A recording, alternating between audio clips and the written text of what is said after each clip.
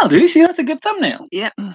Good luck. Right, so we are live with this. No. Yeah. People that kind of got a token invite, but the awkward guests. The awkward guests. They were like for example, the nanny that they knew ages ago, but aren't really in contact with, as an example.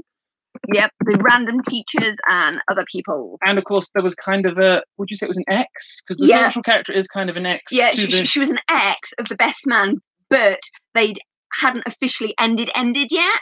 And so there was all these kind of complications. Hello! Hello, Ian!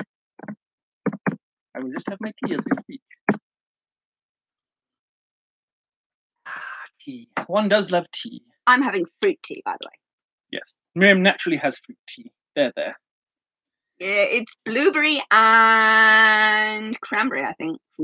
Ooh. Well, anyway, back to the issue Table in hand. 13. Thank you, yes. Because I thought it was important we should do some kind of synopsis of it, because it's a film with many layers, and obviously I would say that the nice thing about the film is you get many layers into the film. Wouldn't you agree that? You do, and it doesn't resolve all the issues at the end, which is quite nice. It can be quite sad. I got kind of pulled into it because it, of course, stars, Lisa Kudrow, who was famous from Friends, who played Phoebe, I suppose the interesting thing about her character is she's obviously she's in a relationship with someone. 30 seconds to Mars t-shirt.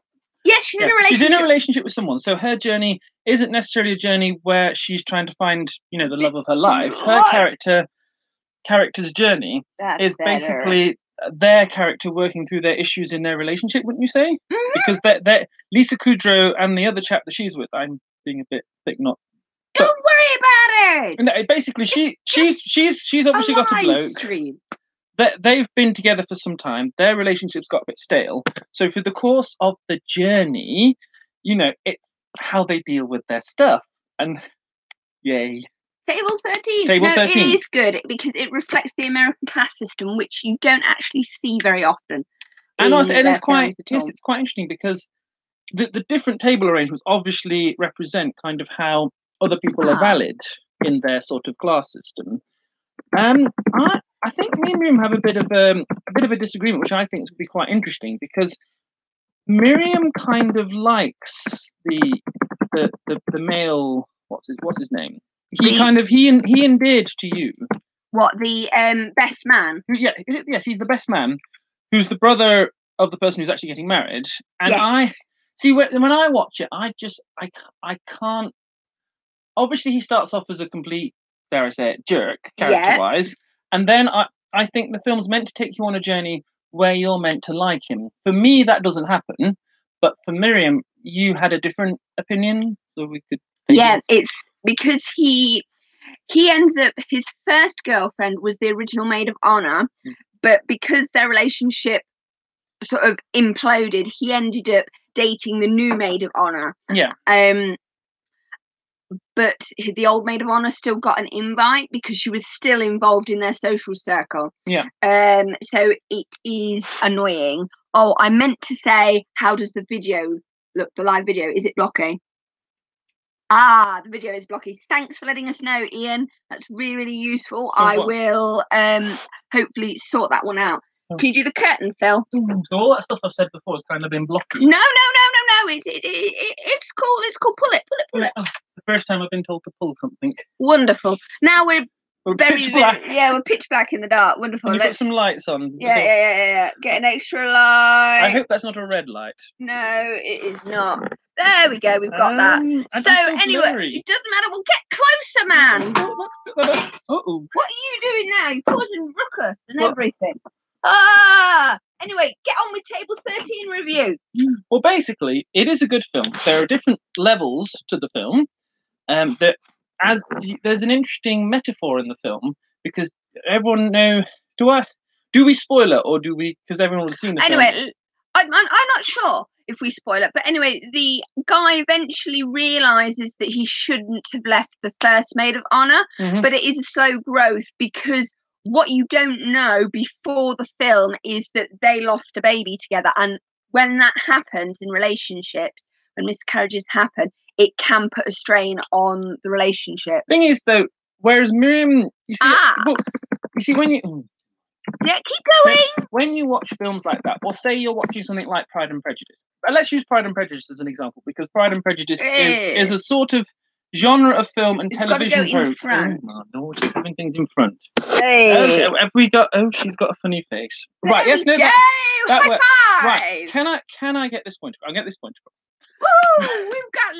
We've got lad. Let's do a happy dance. Not happy dance, Phil. Because I was trying to make my point, and you're busy with your happy dance. It's difficult to get it across. Can I? Right. Yeah, get your point across. Well, basically, I'm just thinking, when you watch, like, say, for example, Pride and Prejudice, the TV series, and then other versions of Pride and Prejudice, as an example. Yes. Wonderful Pride and Prejudice by James. But no, when you watch it, and when that's done really well, you kind of.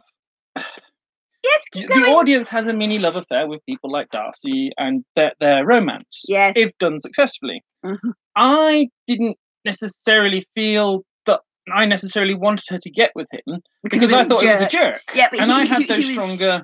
Yeah, but that's how you were supposed to feel at the start, and then it's supposed to change with the revelation. But see, it didn't change.